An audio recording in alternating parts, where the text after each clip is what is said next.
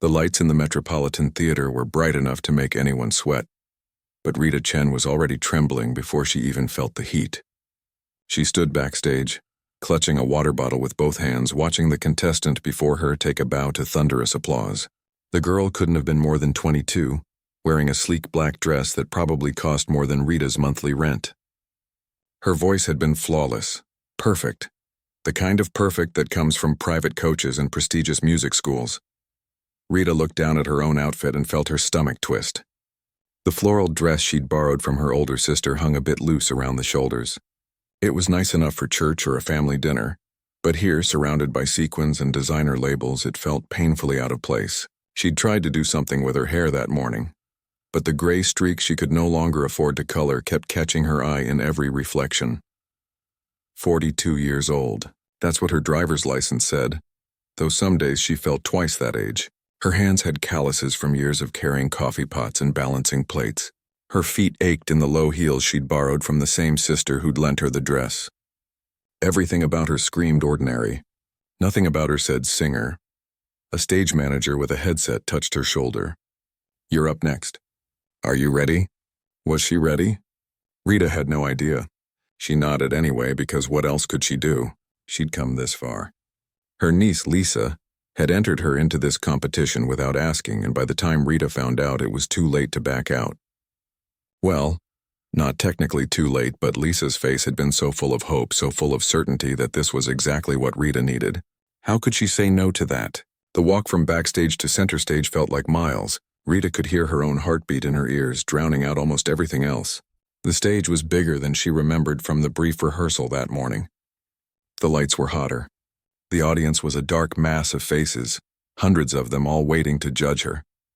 She reached the microphone and wrapped her fingers around it, holding on like it was the only solid thing in a spinning world. The mic stand wobbled slightly under her grip. She tried to remember the breathing exercises her voice teacher had taught her during those late-night lessons after her dinner shifts. Breathe in for 4 counts, hold for 4, release for 4, but her breath came in shallow gasps instead. The host, a man in his 30s with perfect teeth and perfectly styled hair, walked over with a wireless microphone. "And what's your name?" he asked, his smile broad and professional. "Rita Chen," she managed to say, and winced at how thin her voice sounded over the speakers. "And what will you be performing for us today, Rita?" This was the moment she'd been dreading. "I'll be singing Nessun Dorma," she said. The host's smile faltered for just a second. It was subtle, but Rita caught it. She'd seen that look before, the one that said, "Really?" without using words. "That's quite an ambitious choice," the host said, his tone walking a careful line between encouragement and doubt. "From Puccini's Turandot, a piece that's challenged some of the world's greatest opera singers." Rita nodded. She knew what he wasn't saying. She knew what everyone in that theater was thinking. "Who does she think she is?" The host returned to the side of the stage, and Rita was alone again under the lights. She glanced at the judges' table. 3 of them sat there with notepads and water bottles, their faces carefully neutral. The woman on the left, a famous vocal coach Rita had seen on television, was already leaning back in her chair with her arms crossed. The man in the middle, a conductor whose name Rita couldn't remember through her panic, was clicking his pen repeatedly. The younger judge on the right was scrolling through his phone. Then came the laughter. It started somewhere in the middle section of the audience, a snicker that someone didn't quite manage to suppress. Then another. And another. The sound rippled through the theater like a wave, quiet enough that it might have been accidental, but loud enough that everyone heard it. Rita's face burned. She stared at the floor, at her borrowed shoes, and wished it would open up and swallow her whole. Someone in the balcony whispered loudly enough to carry, "Is this a joke?" The host made a gesture to quiet the audience, but the damage was done. Rita could feel the skepticism radiating from every corner of the room. She was the punchline of a joke she hadn't meant to tell. The middle-aged woman in the cheap dress who thought she could sing opera. How cute. How delusional. In the 3rd row, Rita spotted Lisa. Her niece was 24 now, a young woman with her father's eyes and her determination. Lisa wasn't laughing. She was sitting forward in her seat, hands clasped together so tightly her knuckles were white. When their eyes met, Lisa mouthed something. Rita couldn't quite make it out, but she thought it might have been, You've got this. Rita thought about the last 3 years. The double shifts at the diner. The voice lessons squeezed in at 10 o'clock at night, when most people her age were settling onto the couch with a glass of wine. The recordings she'd made on her phone, singing in her car during lunch breaks because it was the only private space she had. The skeptical look on her voice teacher's face when she'd said she wanted to learn opera, not pop songs or musical theater. I know I'm starting late, Rita had told her teacher, a patient woman named Dorothy who taught from her living room. I know I should have done this 20 years ago, but I didn't, so I'm doing it now. Dorothy had studied her for a long moment, then nodded. Then we'd better get to work. Standing on that stage, feeling the weight of the audience's judgment pressing down on her shoulders, Rita wondered if Dorothy had been humoring her all along. Maybe everyone had been. Maybe this whole thing was a terrible mistake. The musical director in the orchestra pit looked up at her expectantly. She needed to give him the signal to start.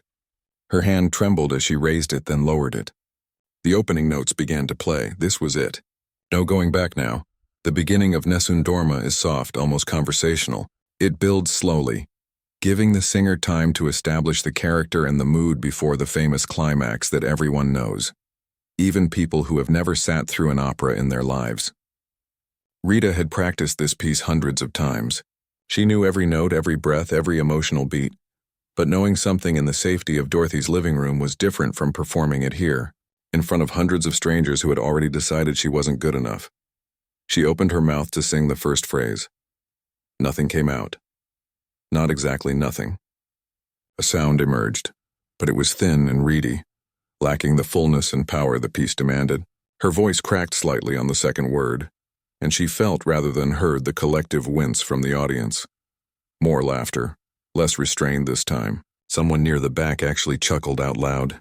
The judge on the left, the famous vocal coach, shook her head slightly and wrote something on her notepad. Rita didn't need to see the words to know what they said. The conductor in the middle had stopped clicking his pen and was now just watching with an expression that looked like pity. The younger judge glanced up from his phone, smirked, and went back to scrolling. Rita pushed through the next phrase, but her confidence was shattered. Every note felt wrong. Her breathing was all off.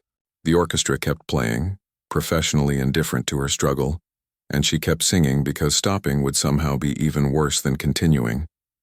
She'd made it to the competition finals. 500 people had auditioned, and she'd been one of 12 chosen to perform tonight. That had to mean something, right? But looking out at the sea of faces, some openly laughing, others looking away in secondhand embarrassment, Rita couldn't remember why she'd thought she belonged here. The music swelled toward the first climactic moment, and Rita reached for the high note with everything she had left. It came out strained and sharp, about a quarter tone off pitch. Someone in the audience actually booed. Just one person, and they were quickly shushed by the people around them, but Rita heard it. She heard everything. Every whisper, every snicker, every uncomfortable shuffle. This was a disaster. A complete and utter disaster. And it was being recorded. She could see the cameras positioned around the theater, the red lights indicating they were rolling. This moment would live forever on the internet. Her humiliation would be permanent, shareable, viral. Rita's eyes found Lisa again in the third row. Her niece had tears streaming down her face, but she was smiling. Actually smiling. She pressed her hand to her heart and then extended it toward Rita, a gesture of love and support that somehow reached across the space between them. And Rita thought, I'm not doing this for the judges. I'm not doing this for the audience. I'm doing this for the girl who believed in me when I'd stopped believing in myself. I'm doing this for my brother, who never got to see his daughter grow up. I'm doing this for my mother, who used to sing while she cooked dinner before the disease took even that away from her. I'm doing this for me. For the version of myself who gave up everything and is just now learning it's not too late to get some of it back. 23 years ago, Rita Chen had stood on a different stage in a different city, and no one had laughed. Back then, her name appeared in programs for student recitals at the Eastman School of Music, one of the most prestigious conservatories in the Kunu. Try.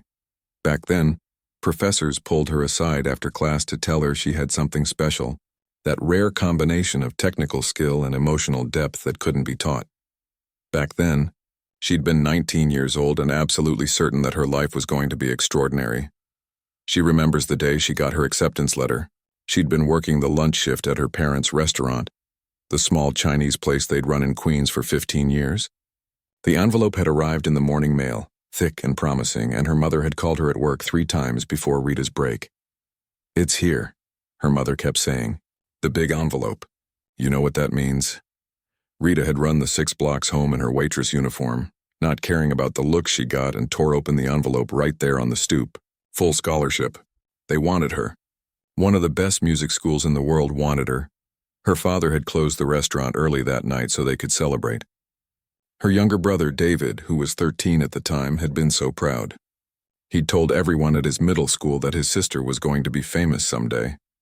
The 4 years at Eastman had been the happiest of Rita's life. She'd practiced 6 hours a day, sometimes more. Her voice teacher, a former Metropolitan Opera soprano, had taken a personal interest in her development. "You have the instrument," the teacher told her during her senior year. "Now you're developing the artistry. That's what will set you apart." Rita had been 22 and in her final semester when everything fell apart. It started with a phone call from her mother. Rita had been in the practice room working on an aria from La Boheme when her roommate knocked on the door. "Your mom's on the phone. She says it's important." Rita's mother had never called her at school unless it was an emergency. Her parents believed in letting her focus on her studies, in not bothering her with family matters unless absolutely necessary. "Rita." Her mother's voice had been small and confused. "I'm at the doctor's office. They want to run some tests. I keep forgetting things. Yesterday I couldn't remember how to get home from the grocery store. I've been going to that store for 15 years and I couldn't remember which bus to take." The test came back 3 weeks later. Early onset Alzheimer's. Her mother was 51 years old. Rita remembers sitting in the neurologist's office with her father and David, listening to words like progressive and degenerative and no cure. She remembers her father's hand shaking as he tried to write down the doctor's instructions. She remembers David, who was 17 by then, staring at the floor with tears running down his face. She remembers thinking, "This can't be happening." Not now, not when I'm so close. She had 1 semester left before graduation. 1 semester. And then she'd been planning to audition for young artist programs at opera companies across the country. Her teacher had already started preparing her, helping her choose audition pieces, coaching her on the business side of a music career. But someone needed to help her father run the restaurant. Someone needed to take their mother to appointments, to manage her medications, to be there when she got confused or scared. Her father couldn't do it alone. David was still in high school, still a kid himself. Rita told herself it would just be for a little while.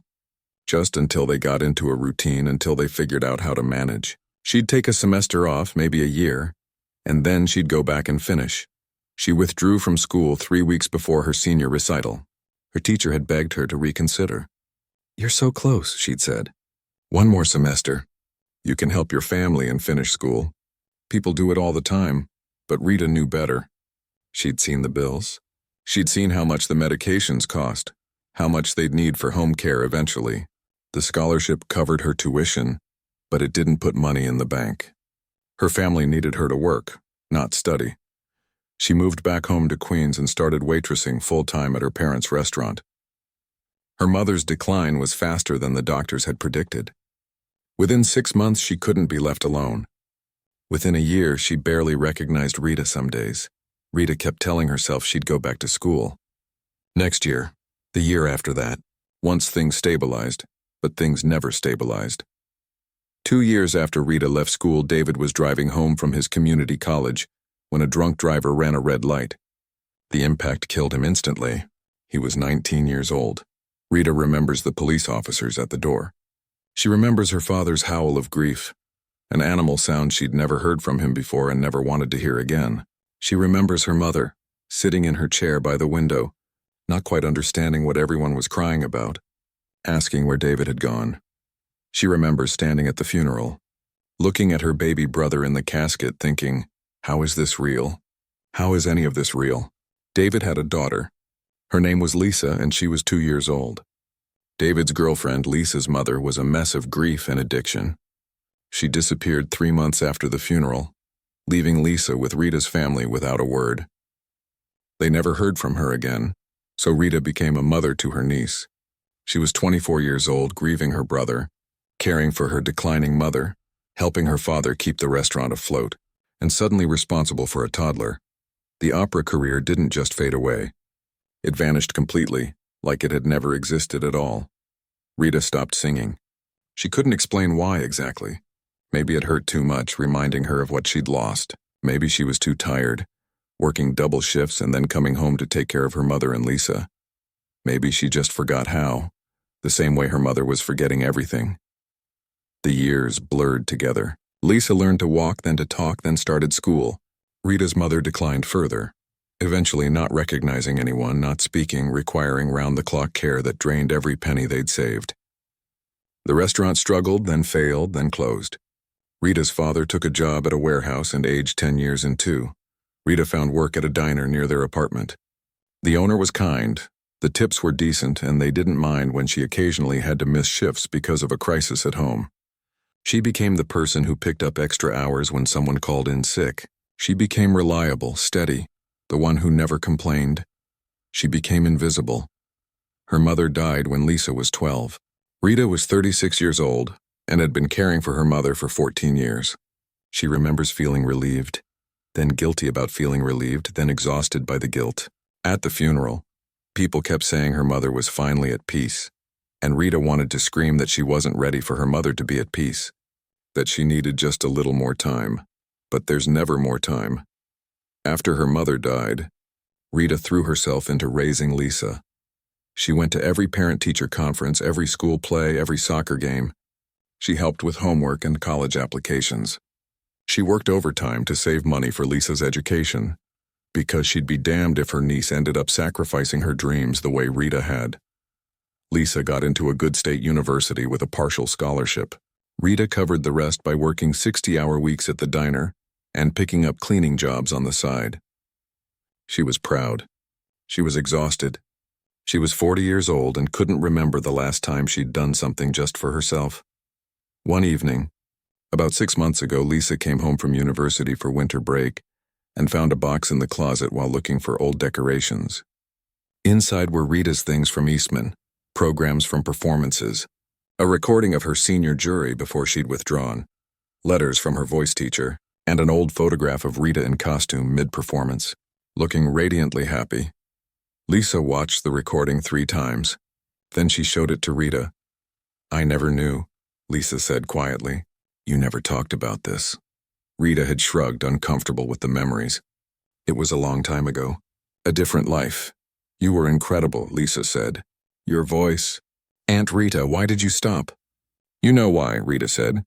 "Your grandmother got sick and then your dad—" She couldn't finish the sentence. "Even after all these years talking about David hurt. You gave up everything for us," Lisa said, and she was crying. "For me." "I didn't give up anything," Rita lied. "I made choices. I'd make them again, that was true. She would make the same choices again. But it was also true that sometimes, late at night when she couldn't sleep, Rita wondered what her life might have been like if the timing had been different. If her mother hadn't gotten sick. If David hadn't died. If she'd had the chance to find out how far her voice could have taken her. 2 weeks later, Rita came home from work to find Lisa grinning at her laptop. "What are you so happy about?" Rita asked, hanging up her coat. "I entered you into a singing competition," Lisa said. Rita froze. "You did what?"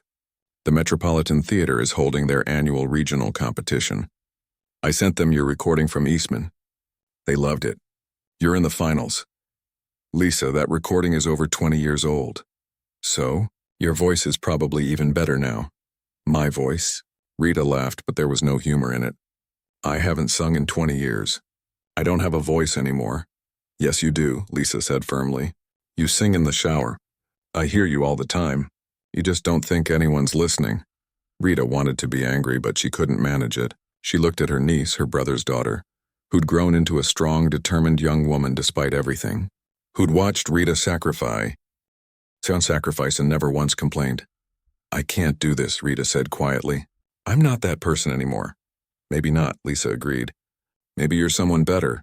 Someone who actually understands what music costs. Someone who knows what real emotion sounds like."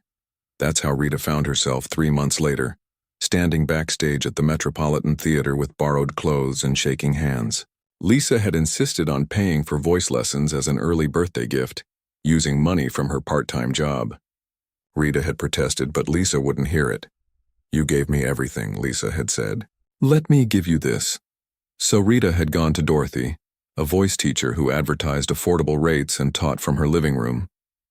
Dorothy was 70 years old and had been a professional singer herself decades ago. She listened to Rita sing through some simple exercises, then sat back in her chair. "You've got work to do," Dorothy said bluntly. 20 years is a long time, but the foundation is still there. You were trained well. They met twice a week late at night after Rita's shifts at the diner. Dorothy was patient but demanding. She made Rita remember things her body had forgotten, made her push through the fear and self-doubt. "Stop apologizing for every note," Dorothy would say. "You're allowed to take up space. You're allowed to be loud." Rita had forgotten what it felt like to be loud. She'd spent 2 decades making herself smaller, quieter, less demanding. Learning to do the opposite was harder than any vocal technique. But slowly, her voice came back. Not the young, untested voice from her Eastman days. Something richer, deeper, a voice that had lived. The orchestra continued playing, indifferent to Rita's struggle. The music moved forward because that's what music does. It doesn't stop for anyone's fear or doubt or shame. Rita knew she had 2 choices. Keep stumbling through this disaster or walk off the stage right now and spare herself further humiliation. Her feet wanted to move. Not forward into the performance, but backward, away, off this stage and out of this theater. She could feel the weight of the audience's judgment like a physical pressure on her chest. Every breath felt difficult. Every note felt impossible. The conductor in the middle of the judges' panel had set down his pen entirely and was checking his watch. The famous vocal coach on the left was whispering something to the judge next to her. They weren't even pretending to pay attention anymore. Why should they? Rita had already proven she didn't belong here. Another ripple of laughter from somewhere in the balcony. Someone's phone camera flash went off, then another. People were already recording her failure, probably texting their friends. "You have to see this." This woman thought she could sing opera. Rita's voice had gotten smaller and smaller with each phrase. She was barely projecting now, almost whispering into the microphone. This was the opposite of what opera required. Opera demanded that you fill a space with sound, that you reach the back row without amplification, that you make people feel something from 100 feet away. She was doing none of those things. She was just surviving. Barely. The piece moved into a quieter section, which should have been a relief but somehow felt worse. At least when the orchestra was loud, it covered some of her mistakes. Now in this softer passage, every wavering note was exposed. Every breath sounded like gasping. She glanced at Lisa again, and her niece's expression broke something inside her. Lisa wasn't crying anymore. She was just watching with an intensity that was almost painful to see. There was no disappointment in her face, no embarrassment, just fierce, unwavering belief. That made it worse somehow. Lisa still thought Rita could do this, even when the evidence suggested otherwise. Rita thought about all those late nights at Dorothy's house, working through exercises until her voice was tired and her eyes were heavy. Dorothy had been so patient with her. "You're relearning how to trust yourself," Dorothy had said during one particularly frustrating session. "That's harder than relearning technique," Rita had asked. "What if I've forgotten how?" "You haven't," Dorothy said simply. "You've just convinced yourself you have. That's different." Standing on this stage, feeling the cold weight of failure settling over her shoulders, Rita wasn't sure Dorothy was right. Maybe some things once given up couldn't be reclaimed. Maybe she'd waited too long. Maybe this whole thing had been a terrible mistake from the beginning. The host was standing in the wings, and Rita could see his expression. He looked uncomfortable, sympathetic, like he wanted to end this for her sake as much as anyone's.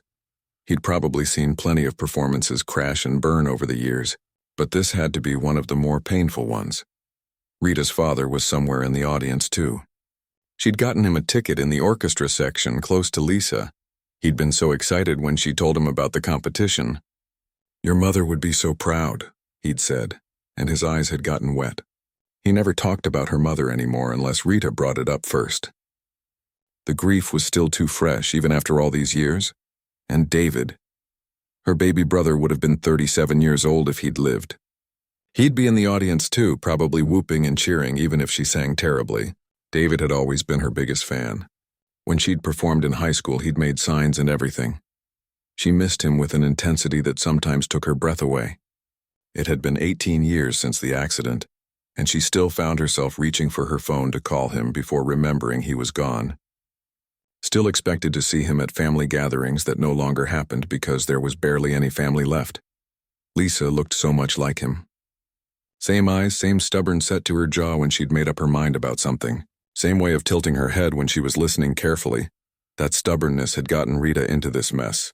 Lisa had refused to take no for an answer about the competition. She'd paid for the voice lessons. She'd bought Rita's ticket to get here. She'd insisted that this was important, that Rita deserved this chance. "You spent my whole life putting me first," Lisa had said. "Let me do this for you." So Rita had agreed, mostly because saying no to Lisa was nearly impossible, but also because some small buried part of her had wanted this, had wondered what it would feel like to stand on a stage again, to sing for an audience again, to remember what it was like to be the person she'd been before life had taken everything. Now she knew. It felt like this, like public humiliation, like confirming every doubt she'd ever had about herself. The piece was approaching the famous section, the part that everyone knew even if they'd never heard the full opera. Vincero, the tenor sings, "I will win." It's a declaration of triumph, of absolute certainty. The climax of the entire aria builds to this moment. Rita had no idea how she was going to sing it. Her voice was already strained from the earlier sections. The high notes required power she didn't think she had left. And the emotion, the sheer confidence the piece demanded. She felt none of those things. She was 42 years old, wearing a borrowed dress, singing on a stage where she clearly didn't belong. How was she supposed to sing about victory when she felt like this? The laughter had mostly stopped, replaced by something worse. Pity. People had gone from mocking her to feeling sorry for her. She could hear it in the way the audience had gone quiet. Not the good kind of quiet where people were captivated, the uncomfortable quiet of people watching someone fail. Rita closed her eyes. She couldn't look at the judges anymore, couldn't see the audience's faces. If she was going to get through this, she needed to not see it all. With her eyes closed, the lights disappeared. The judges disappeared. The laughing audience disappeared. It was just her and the music, the way it used to be when she practiced alone in the small studio at Eastman, when it was 2 a.m. and the building was empty, except for the other obsessive students who couldn't stop working. She remembered something. Her old voice teacher had told her during her last lesson, before Rita withdrew from school. They'd both known it was the last lesson, though neither of them said it out loud. Music isn't about being perfect, her teacher had said. It's about being honest. If you can be honest with yourself, your voice will be honest too. And that's what moves people, not perfection. Truth. Rita had been 19 and hadn't really understood what that meant. She'd thought music was about technical precision, about hitting the right notes at the right time, about following the score exactly as written. But standing here now, eyes closed, feeling the music move through her, she finally got it. She thought about her mother, how she'd sung while cooking dinner in the cramped kitchen of the restaurant. Chinese folk songs mostly, songs her mother remembered from her own childhood, even after the Alzheimer's started. Even when she couldn't remember Rita's name or what year it was, her mother could still sing those songs. Music lived somewhere deeper than memory. She thought about David, how he'd played guitar badly but enthusiastically, making up silly songs to make her laugh when she was stressed about school. How he used to tell her she was going to be famous someday, absolutely certain, like it was already fact and she just hadn't caught up to it yet. She thought about Lisa, growing up with a makeshift family, never complaining about the things they couldn't afford or the mother who'd abandoned her, or the father she'd never really known. How Lisa had turned out kind and strong and determined anyway. How she'd found those old recordings and thought, my aunt deserves more than this. She thought about all those years at the diner, the regular customers who knew her by name, the cook who always made sure she ate during her shift, the other waitresses who covered for her when she needed to leave early for one of Lisa's school events, the manager who'd given her a raise without her asking because he knew she was saving for Lisa's college. She thought about Dorothy, 70 years old and still teaching, still believing that it was never too late for someone to find their voice again. How Dorothy had worked with her for months, refusing payment half the time, saying, "Pay me when you win that competition." She thought about her father, who'd lost his wife and his son and his restaurant but kept going anyway. Because that's what you did. You kept going, all of it. Every moment of pain and loss and sacrifice and love. Every morning she'd gotten up exhausted and done it anyway. Every time she'd wanted to give up but didn't. Every small moment of joy she'd managed to find in the middle of everything falling apart. It was all there, waiting. She'd been trying to sing like the girl she used to be, the one who'd never lost anything, but that girl didn't exist anymore. She'd been trying to remember how to sing the way she had 20 years ago, but her voice wasn't the same and neither was she. Maybe that was the point. Maybe she wasn't supposed to sound like she did at 19. Maybe the voice she had now, shaped by grief and time and hard-won survival, was the only voice that could really sing this piece. Because Nessun Dorma isn't about easy victory. It's not about someone who's never struggled. It's about someone declaring that despite everything, despite the darkness and the fear and the impossible odds, they will prevail. They will win. Not because winning is guaranteed, but because giving up isn't an option. Rita drew in a breath, deeper than the shallow gasps she'd been taking.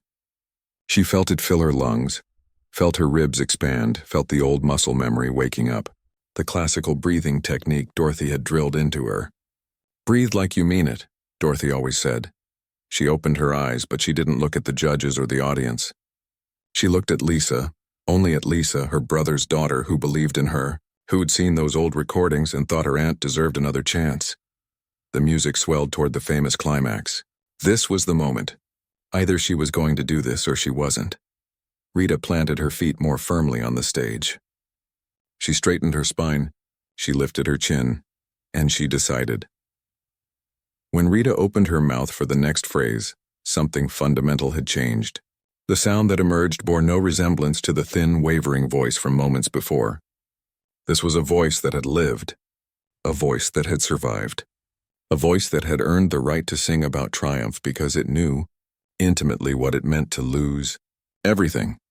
The first full note rolled through the theater like thunder. The laughter stopped, instantly, completely, as if someone had pressed a mute button on the entire audience. Rita wasn't thinking anymore. She wasn't worrying about technique or about what the judges thought or about the people who'd mocked her. She was simply singing, letting 2 decades of suppressed emotion pour out through every note. This wasn't the careful, controlled performance of a student trying to impress teachers. This was rawer than that, more honest. The famous vocal coach in the judges' panel sat up straighter. The pen she'd been holding slipped from her fingers and clattered onto the table. She didn't notice. Rita's voice carried power now, but it wasn't just volume. It was the weight of experience behind every word. When she sang about the night that wouldn't allow sleep, she wasn't performing a character. She was remembering all those nights sitting beside her mother's bed, listening to confused rambling, wiping tears, wondering how much longer they could keep going. She was remembering the night David died, how she'd stayed awake until dawn because closing her eyes meant seeing the police officers at the door again. The conductor who'd been checking his watch was frozen, his hand still hovering near his wrist but forgotten. His mouth had fallen slightly open. The piece built, and Rita's voice built with it. Dorothy had taught her how to access the full power of her instrument again, but this was beyond technique. This was something that couldn't be taught. This was what happened when someone who'd forgotten how to hope remembered, for just a few minutes, what it felt like to be fearless. The third judge, the young one who'd been scrolling through his phone, had set it down completely. He was leaning forward now, his expression transformed from bored skepticism to something like awe. People in the audience had stopped moving entirely. No one coughed or shifted in their seats or whispered to their neighbors. The woman who'd laughed at the beginning had her hand pressed to her mouth, her eyes wide and wet. The man who'd booed had gone completely still, staring at the stage like he'd witnessed something impossible. Rita could feel tears on her own cheeks, but she didn't try to hide them or hold them back. The piece demanded emotion, and she had emotion to spare. 23 years of it, carefully packed away, suddenly breaking free. When she sang about the stars that trembled with love, she thought about Lisa at 2 years old, reaching up for Rita to hold her, calling her Mama, even though Rita had tried so hard to make sure Lisa knew about her real mother. She thought about Lisa at 6, performing in her first school play, searching the audience until she found Rita and breaking into the biggest smile. She thought about Lisa at 16, sobbing over college applications, certain she wouldn't get in anywhere, and Rita holding her and promising that everything would work out somehow. The orchestra was just accompaniment now. Rita's voice had become the center of everything, the force around which the rest of the performance orbited. The musicians were following her, responding to her phrasing, her dynamics, her emotional choices. This was how it was supposed to work in opera, when the singer truly inhabited the piece. Her father was in the audience somewhere, probably crying. He cried easily these days, ever since her mother died. Grief had softened something in him. Rita hoped he was proud. She hoped David could somehow hear this wherever he was. She hoped her mother, in whatever form consciousness took after Alzheimer's and death, could understand that Rita had found her way back to something important. The piece approached its most famous moment, the final declaration of Vincerot, "I will win." In the story of the opera, it's a prince declaring his determination to win the love of a princess. But Rita wasn't singing about romantic love. She was singing about survival, about choosing to keep going even when keeping going seemed impossible. She drew breath for the climactic phrase, and it felt like drawing breath for the first time in 20 years. Not the shallow breathing of someone trying to get through another day, deep, full breathing. The breathing of someone who'd finally given themselves permission to take up space. The final Vincerot exploded from her with a power that surprised even Rita herself. It wasn't a pretty sound. It was too fierce for that, too defiant, but it was honest in a way that made prettiness irrelevant. The high note at the end soared over the orchestra, over the audience, filling every corner of the Metropolitan Theater. She held it longer than she probably should have, longer than was strictly written in the score. But she needed this moment to last. She needed to remember what this felt like, because who knew if she'd ever feel it again. When the last note finally faded and the orchestra played its final chord, silence fell over the theater like snow. Not the uncomfortable silence from before when people were embarrassed for her. This was different. This was the silence of people who just witnessed something they weren't expecting, something that had moved them in ways they didn't have words for yet. Rita stood there, chest heaving, tears streaming down her face, and waited. For what, she wasn't entirely sure. Applause, maybe. Or criticism. Or for someone to tell her it was over and she could leave. The silence stretched. 3 seconds.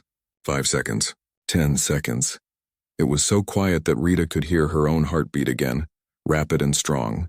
She could hear someone in the front row sniffling. She could hear the rustle of someone's program. Then one person started clapping. Rita couldn't see who it was at first, but it sounded like it was coming from the orchestra section. The clapping was joined by another, then another. Like a wave building, the applause grew and spread through the theater. Within seconds, the entire audience was on their feet. Rita blinked, not quite understanding what she was seeing. People were standing. All of them.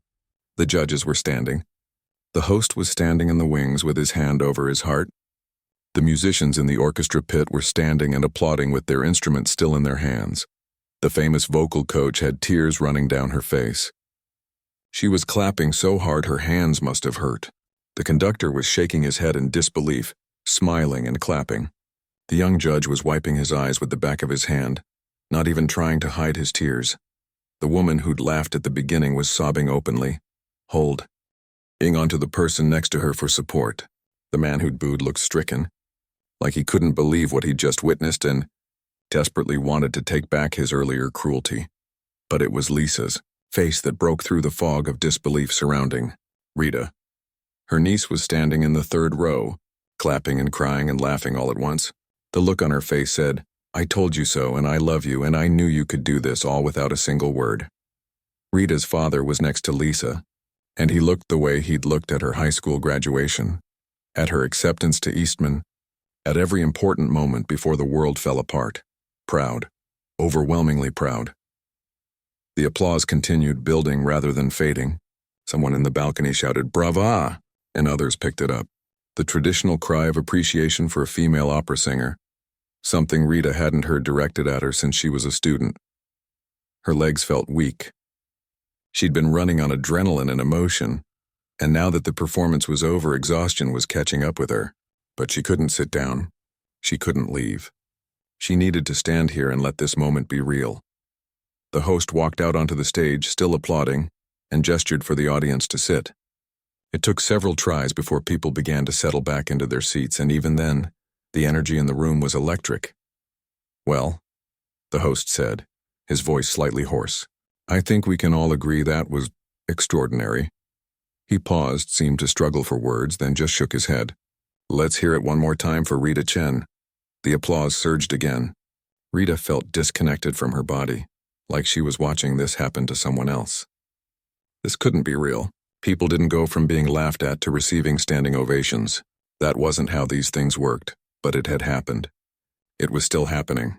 The host led her off stage, and as soon as she was in the wings, her knees buckled. Someone caught her, helped her to a chair. Someone else pressed a bottle of water into her hands. People were crowded around her. Other performers and stage crew and people she didn't recognize, all of them saying things she couldn't quite process. That was incredible. I've never heard anything like that. "Where have you been hiding? You're going to win. You have to win." Dorothy appeared somehow, pushing through the crowd. Her old voice teacher looked like she'd run all the way from her seat in the back of the theater. "I knew it," Dorothy kept saying, gripping Rita's hands. "I knew you had this in you. I told you. Didn't I tell you?" Rita couldn't speak. If she tried to talk, she'd fall apart completely. So she just nodded and held onto Dorothy's hands like an anchor. Lisa fought her way backstage, followed by Rita's father. Lisa threw her arms around Rita and held on tight. "That was you," Lisa whispered. "That was really you." "I don't understand what happened," Rita managed to say. "You stopped trying to be perfect," Dorothy said. "You stopped trying to prove something. You just sang." Rita's father didn't say anything. He just touched her face gently, the way he used to when she was little, and smiled. His eyes were red from crying. The rest of the competition continued, but Rita barely registered it. She sat backstage in a daze while 3 more performers went on. They were all good. Some were technically better than her, hitting cleaner notes, showing off more impressive range. But Rita could hear the audience's response, and it was polite rather than passionate. What she'd done had shifted something in the room. People were comparing everyone else to her now, whether that was fair or not. When all the performances were finished, the judges deliberated for what felt like hours, but was probably only 15 minutes. The host gathered all the finalists on stage for the announcement of the winners. 3rd place went to a soprano from the local university, a talented girl who'd sung beautifully. 2nd place went to a tenor who'd performed an aria from Carmen with impressive technical precision. Both of them deserved their recognition. But when the host opened the envelope for 1st place and said Rita Chen, the audience exploded. People jumped to their feet again, cheering and applauding. Some were still crying. Rita walked forward to accept the trophy, and it felt surreal. The trophy was heavier than she expected. The famous vocal coach was presenting it, and she pulled Rita into a hug.